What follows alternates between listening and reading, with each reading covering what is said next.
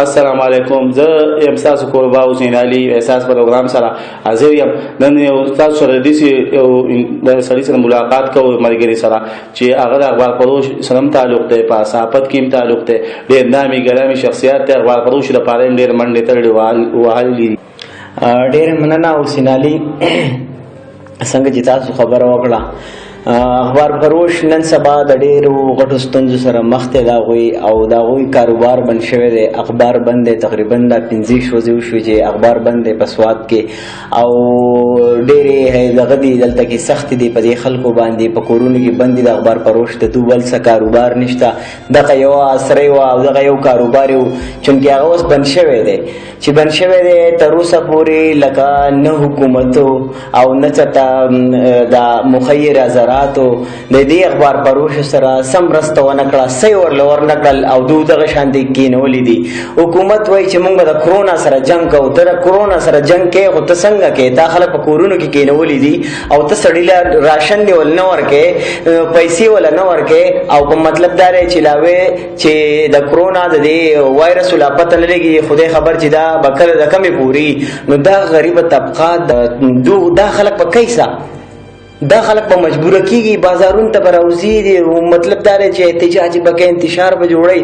حکومت له پکار ده چې د خلکو له راشن ورکړي، باقاعده دوی له پیسې ورکړي، او دوی که کاروبار بند شو خو پکار دا دی چې د هغې په مد کې وله تصور کړي. تصور کوي نه غول، او مطلب دا دی چې تا غوته چې هر کاروبار برن کوي د کورون نه مراوځي. نو آیا ته ماته دا وایي چې دا خلک پکې سا دو بخوري سا دو بسکی سا د دو بچی دي.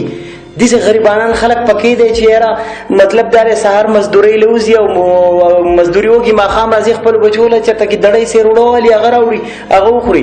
چونکې تا پې کاروبار بند کړی دی، دیاړي دي بنده کړله، ګاډۍ دي بنده کړله، دکان دي بنده کړلی، رشکه دي بنده کړي ده، سوزکی دي بند کړی دی. دا خلک پکې سه. بلکل حسین علي څنګه چې تاسو وی د خیبر پښتونخوا وزیر اعلی محمود خان د هغه نه زه دا پر زور مطالبه کوم. پکار دا ده چې پنجاب حکومت دغه خلکو له دغه ورکرانو له دغه اخبار فروشو له 10,000 روپۍ میاشت مقرر کړه. صوبایي حکومت له دا پکار ده چې یاره وزیر اطلاعات هم زما دا درخواست دی، پکار دا ده چې دې خلکو له هم دا غریبانان خلک دي، د دوی اخبار بند شوی دی، د دوی بل څه کاروبار نشته، دغه یو کاروبار و. صوبایي حکومت له پکار ده چې یاره دې خلکو له هم 10,000 روپۍ مقرر کړي د دې غریبانانو له. او مطلب دا دی دا خو مستحق خلک دی او تقریبا د 15 ورځو نه اخبار بند دی.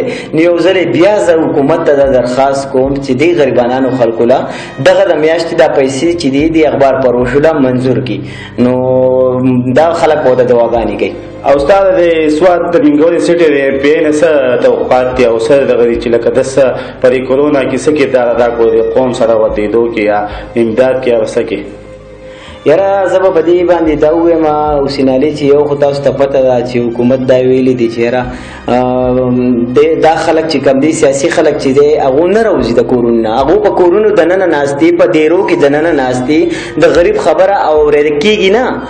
مطلب دا صرف او صرف دعوې دي او حکومتي دعوې دي، بلکې تر اوسه پورې ضلع انتظامي چاله تر اوسه پورې څه ورنه کړل. نو پکار دا ده چې دا خلک راوځي په دې سخته کې د دې خلکو سره ودرېږي، د دې خلکو کورونو ته ورشي، خلکو له راشن ورکړي. کله چې الیکشن دا خلک باقاعده راځي کور کور ته او دا ووټر لیسټ راوړي د سر نه واله د ویښه پورې ټولو نومونه پکې پکار دا ده چې بدنن ناشي دغې خلکو له دې غریبانانو له دې مستحقو له څه نه څه د خپل طرف نه ورکړي. که د حکومت د طرفه نه نو پکار دا داسې غریبانان خو نه دي، د پکار دی چې د خپل جیب نه ورکړي. ډېره مهرباني. تاسو زموږ د دا خوږې خبرې واورېدې او زه ستاسو نه اجازت غواړم احساس پروګرام کې حسین علي.